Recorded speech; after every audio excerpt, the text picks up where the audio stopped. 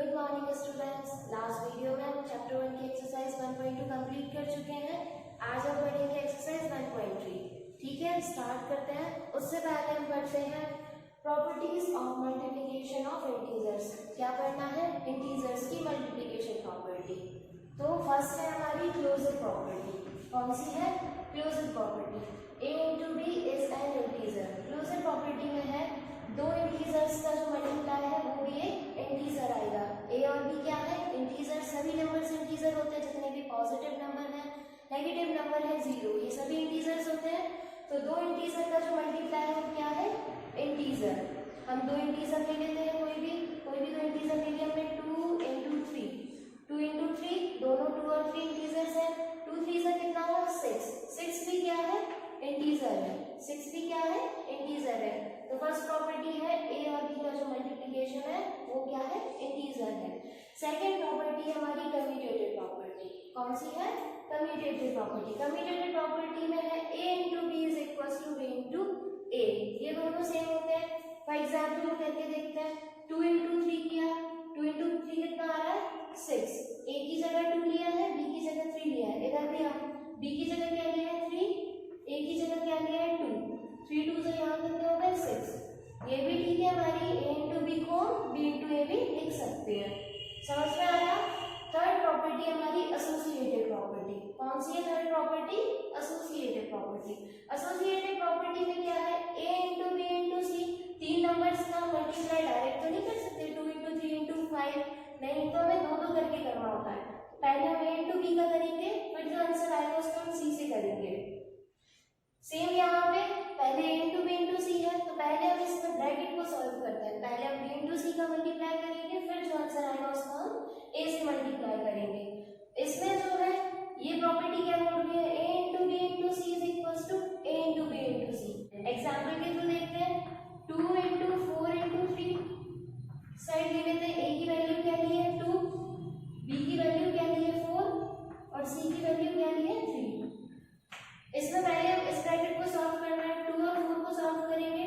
2 4 जा 8, 8 3 जा 24। 2 4 जा 8, 8 3 जा 24। यहाँ क्या है? पहले हमें इस वाले ब्रैकेट को सॉल्व करना है, इसे सॉल्व करेंगे। 4 3 जा 12, 4 3 जा 12, 12 2 जा 24। सेम आ रहा है। a into b into c को हम a into b into c ऐसे भी लिख सकते हैं और ऐसे भी लिख सकते हैं। इसके बाद नेक्स्ट प्रॉपर्टी हमारी multiply by zero. Multiplication of zero क्या है प्रॉपर्टी?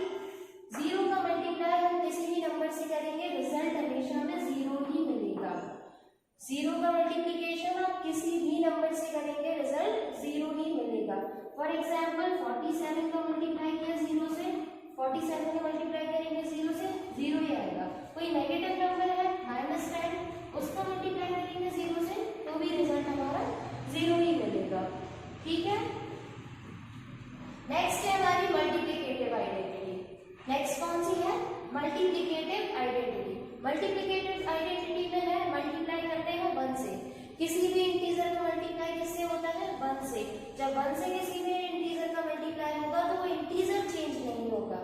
फॉर एग्जाम्पल 7 का मल्टीप्लाई करेंगे 1 से। 7 पे इंटीजर ले लिया, उसका मल्टीप्लाई 1 से किया, 7 1 जा 7। Same as negative number, negative integer कोई भी ले लीजिए। नेगेटिव इंटीजर लिया हमने -5, नेगेटिव इंटीजर है -5, इसका मल्टीप्लाई हमने 1 से किया। -5 into 1 -5। इंटीजर क्या था? -5। इंटीजर -5 था, 1 का मल्टीप्लाई किया -5 है। तो किसी भी इंटीजर में 1 का मल्टीप्लाई करेंगे तो इंटीजर चेंज नहीं होगा, वही सेम इंटीजर आएगा। इसके बाद नेक्स्ट प्रॉपर्टी है हमारी डिस्ट्रीब्यूटिव प्रॉपर्टी। नेक्स्ट प्रॉपर्टी कौन सी है? Distributive property. इसमें क्या हुआ है? a into b plus c is equals to a into b plus a into c। Example के थ्रू देखते हैं। 2 into 3 plus 5 is equals to 2 into 3 plus 2 into 5। Property देख ली। a की जगह 2, b की जगह 3, c की जगह 5। सेम ऐसा नहीं यही है वही वैल्यू। इसमें क्या है? a into b plus c is equals to a into b plus a into c। इस फॉर्म में है। ये इस प्रॉपर्टी को हम ये भी लिख सकते हैं, एक तरीके से इसमें ब्रैकेट खोल रहा है, पहले a का मल्टीप्लाई b के साथ किया, a इंटू बी, फिर प्लस साइन है, प्लस लगा दिया, फिर a का मल्टीप्लाई c के साथ हो रहा है। क्या ये दोनों सेम आ रही हैं? देखते हैं। पहले हम किसी भी, अब a into B plus c हम डायरेक्ट तो नहीं कर सकते, पहले हमें ब्रैकेट सॉल्व करना होगा। सॉल्व किया हमने, ब्रैकेट सॉल्व कैसे करेंगे? 3 प्लस 5, पहले हम 3 प्लस 5 करेंगे, 3 प्लस 5 कितना हो गया? 8, 8 इंटू 2, 8 इंटू 2 कितना हो गया? 16। पहले ब्रैकेट सॉल्व करते हैं, 3 प्लस 5 8, 8 का मल्टीप्लाई किया 2 से 16 आया। इधर साइड देखते हैं, 2 3 जा 6, 2 3 जा 6, फिर 2 इंटू 5 करेंगे, 2 इंटू 5 कितना हो गया? 10, 10 प्लस 6 कितना आ गया? 16। आगे दोनों वैल्यूज सेम, ठीक है। एक बार और देखते हैं सारी प्रॉपर्टीज कौन सी पढ़ते हैं? इंटीजर्स की मल्टीप्लिकेशन प्रॉपर्टी। फर्स्ट है क्लोजर प्रॉपर्टी। क्लोजर प्रॉपर्टी में क्या है? किन्हीं भी दो इंटीजर्स का जो मल्टीप्लिकेशन है वो भी एक इंटीजर आता है। सेकेंड प्रॉपर्टी है कम्यूटेटिव प्रॉपर्टी। कम्यूटेटिव प्रॉपर्टी क्या कहती है? a into B is equal to b into A भी लिख सकते हैं। Associative property a into B into C, इसे हम a into B into C से भी सॉल्व कर सकते हैं। थर्ड है मल्टीप्लिकेशन बाय जीरो। जीरो का हम किसी भी इंटीजर में मल्टीप्लाई करेंगे, रिजल्ट जीरो ही आएगा। नेक्स्ट है मल्टीप्लिकेटिव आइडेंटिटी। मल्टीप्लिकेटिव आइडेंटिटी में क्या है? किसी भी इंटीजर का हम 1 के साथ मल्टीप्लाई करेंगे, रिजल्ट चेंज नहीं होगा, वही सेम इंटीजर आएगा रिजल्ट में। इसके बाद नेक्स्ट है डिस्ट्रीब्यूटिव प्रॉपर्टी। डिस्ट्रीब्यूटिव प्रॉपर्टी में क्या है? ब्रैकेट सॉल्व करेंगे, ब्रैकेट सॉल्व के बाद बाहर का सॉल्व होगा। आया समझ आपको? स्टार्ट करते हैं इसकी एक्सरसाइज 1.3। कौन सी एक्सरसाइज चल रही है? 1.3। फर्स्ट क्वेश्चन है find each of the following products. इनके प्रोडक्ट्स निकाल के बताने हैं। 3 इंटू -1, 3 का मल्टीप्लाई किससे करना है? -1 से। 3 का मल्टीप्लाई -1 से, 3 1 जा 3, पहले सिंपल मल्टीप्लाई कर लेंगे, 3 1 जा 3, प्लस माइनस, माइनस का साइन आएगा यहाँ। मल्टीप्लिकेशन में हमने बताया था एक प्लस एक माइनस है तो साइन क्या आएगा? माइनस का, और दोनों अगर माइनस के साइन है तो साइन प्लस का आएगा, माइनस से माइनस कैंसिल हो जाएंगे। एक प्लस का साइन है, एक माइनस का साइन है, तो आंसर में सिर्फ माइनस का ही साइन आएगा, और एक दोनों माइनस के साइन है तो प्लस का साइन आएगा। इसमें 3 इंटू -1 था, माइनस का साइन था, सिर्फ एक साइन था, 3 1 जा 3 आ गया, माइनस का साइन आ गया, ठीक है। नेक्स्ट क्वेश्चन है -21 इंटू -3। दोनों साइड माइनस का साइन है, माइनस माइनस प्लस, प्लस का साइन आ जाएगा, यानी माइनस से माइनस कैंसिल हो जाएंगे। साइन क्या आएगा? प्लस का, और 21 3 जा 3 1 जा 3, 3 2 जा 6, 21 3 जा 63। कितना आ गया आंसर हमारा? -21 इंटू -3 63। पॉजिटिव साइन है, आगे कोई साइन नहीं लगा होता तो पॉजिटिव साइन होता है, ठीक है। नेक्स्ट क्वेश्चन है हमारा 15 इंटू 0 इंटू -2। क्या है question? 15 into 0 into -2। Multiplication property पढ़ी थी, उसमें क्या था? 0 का किसी भी इंटीजर से मल्टीप्लाई करेंगे, रिजल्ट 0 ही आएगा। 0 का मल्टीप्लाई 15 से किया, 0 का 15 से मल्टीप्लाई करेंगे तो 0, अगेन 0 का मल्टीप्लाई -2 से किया, -2 से इंटीजर पॉजिटिव हो नेगेटिव हो कोई फर्क नहीं पड़ता, 0 का मल्टीप्लाई किसी से भी करेंगे, रिजल्ट 0 ही आएगा। 0 का मल्टीप्लाई 15 से किया, 0 का मल्टीप्लाई -2 से किया, रिजल्ट 0। समझ में आया क्वेश्चन? नेक्स्ट है हमारा वेरीफाई द फॉलोइंग। वेरीफाई करना मतलब एलएचएस को आरएचएस के इक्वल लाना है। पहले हमें इन क्वेश्चंस को सिंपलीफाई करना है, इसे सिंपलीफाई करना है, इसे सिंपलीफाई करना है। ये एलएचएस पार्ट है, ये आरएचएस पार्ट है, और इन्हें इक्वल लेकर आना है। स्टार्ट करते हैं। फर्स्ट क्वेश्चन हमारा 18 इंटू 7 प्लस -3। सबसे पहले हम ब्रैकेट सॉल्व करेंगे। प्रॉपर्टीज में क्या लिखा था? ब्रैकेट सॉल्व होंगे, पहले हम ये वाला ब्रैकेट सॉल्व करेंगे, -3 को ओपन करेंगे, plus minus minus 18 as it is into plus minus minus 7 -3।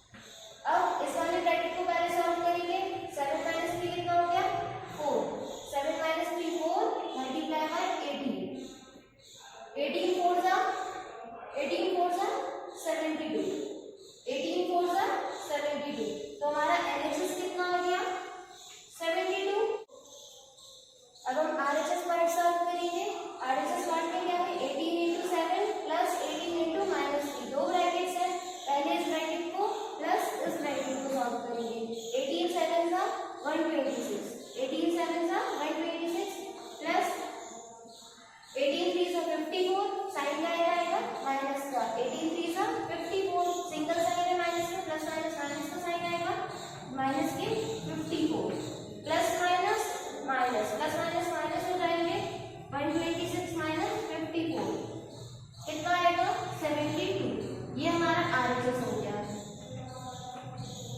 अब देखते हैं LHS का RHS क्या आ रहा है, LHS 72, RHS 72, ठीक है, प्रूव हो गया LHS इक्वल्स टू RHS।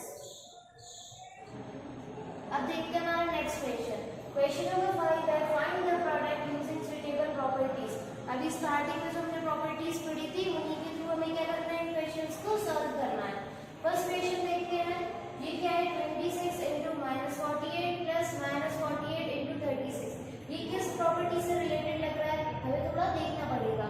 हमने एक डिस्ट्रीब्यूटिव प्रॉपर्टी पढ़ी थी, डिस्ट्रीब्यूटिव प्रॉपर्टी क्या थी, a into B plus C is equals to a into B plus a into सी।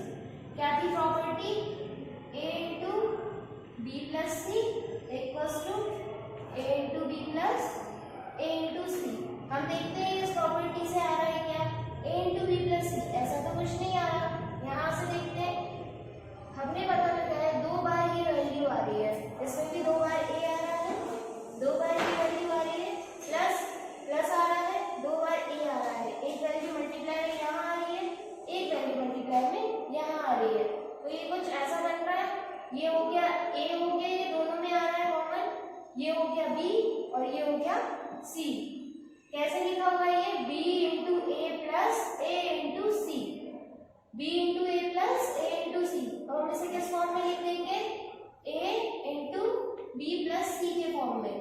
ये रहा इसका a इंटू बी प्लस सी, तो a की वैल्यू कितनी आ रही थी -48, a की जगह आ गया -48 इंटू b की जगह कितना आ रहा है 26, b की जगह 26 आ गया into plus C, a into B plus A into C distributive property है, इसका क्या आ रहा है a into B plus C.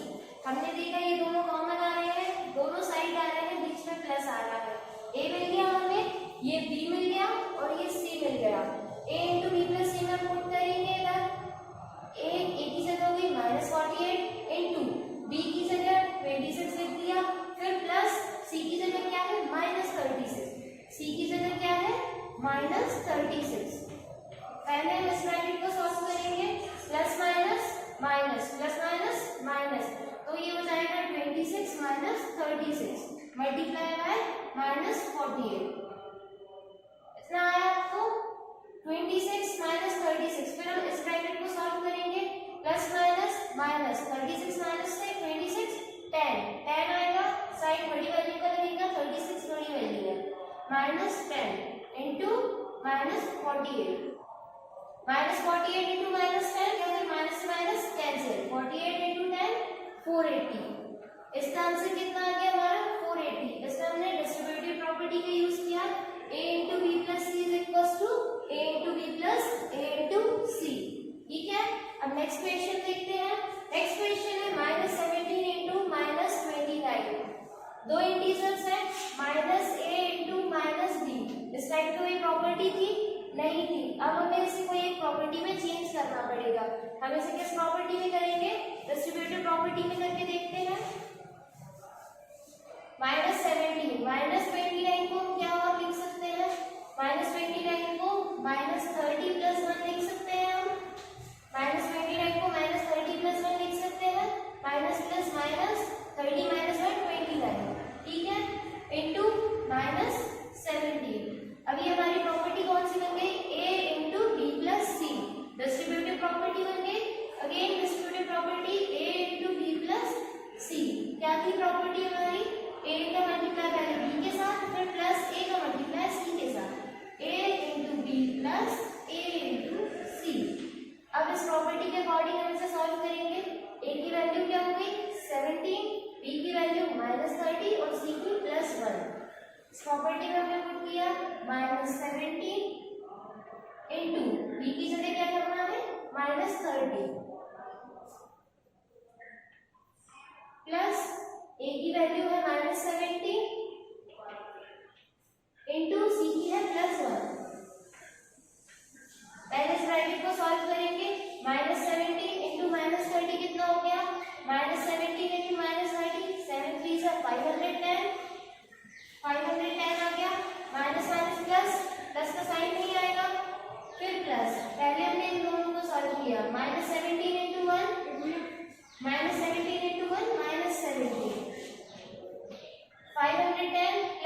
-17 plus minus minus plus minus minus, ये हो गया हमारा 510 माइनस 17। इसका आंसर कितना आएगा? 510 माइनस 17 493। कितना आ गया रिमेनिंग आंसर? 493। अब हमारा नेक्स्ट क्वेश्चन है, a certain freezing process requires that the room temperature be lowered from 40 degree at the rate of 5 degree Celsius per hour. What will be the room temperature 10 hours after the process begins? एक किसी का भी कोई एक room है जिसका भी current temperature कितना दिया हुआ है? 40 डिग्री सेल्सियस। कितना है टेम्परेचर? 40 degree Celsius. और हर घंटे पर अवर किस रेट से कम हो रहा है? Will be lowered from 40 degree Celsius at the rate of 5 degree Celsius. हर घंटे रूम टेम्परेचर 5 डिग्री सेल्सियस कम हो रहा है। हमें क्या बताना है? What will be the room temperature 10 hours after the process begin. 40 degree Celsius है, 5 डिग्री सेल्सियस कम होना शुरू हुआ हर घंटे। हमें बताना है कि अगले 10 घंटे बाद रूम टेम्परेचर कितना होगा। तो अभी करंट रूम टेम्परेचर कितना है? 40 degree Celsius. Current room temperature हमारा 40 degree Celsius. Change in temperature कितना चेंज हुआ होगा? 5 डिग्री कम हो रहा है। कम हो रहा है यानी माइनस, अगर बढ़ता टेम्परेचर तो पॉजिटिव लेते, कम हो रहा है इसलिए हमने नेगेटिव लिया है, -5 डिग्री सेल्सियस। कितने घंटे का हुआ है? कितने घंटे बाद का निकालना है? 10 आवर्स का। कितना हो जाएगा? -50 डिग्री सेल्सियस। तो 10 घंटे में टेम्परेचर कितना कम हो जाएगा? और -50 डिग्री सेल्सियस। 10 घंटे बाद का निकालना है। अभी प्रेजेंट 40 डिग्री सेल्सियस है और कम कितना हो गया है? -50 डिग्री सेल्सियस। तो अभी हमें प्रेजेंट टेम्परेचर निकालना है। प्रेजेंट टेम्परेचर पहले का 40 degree Celsius plus -50 degree Celsius हो गया, प्लस माइनस माइनस आ गया हमारा 40 degree Celsius minus 50 degree Celsius, plus minus minus 50 minus 40 10। Sign बड़ी वैल्यू का आ जाएगा माइनस, ये हो गया -10 डिग्री सेल्सियस। तो 10 घंटे बाद हमारा जो रूम टेम्परेचर है वो कितना है? -10 डिग्री सेल्सियस। ठीक है, समझ में आया आप लोगों को? सो स्टूडेंट्स, आई होप आपको आज के क्वेश्चन समझ आए होंगे। आपको इस वीडियो से रिलेटेड या किसी भी क्वेश्चन में कोई भी क्वेरी है आप व्हाट्सएप पे पूछ सकते हैं। ठीक है, बाय बाय, टेक केयर।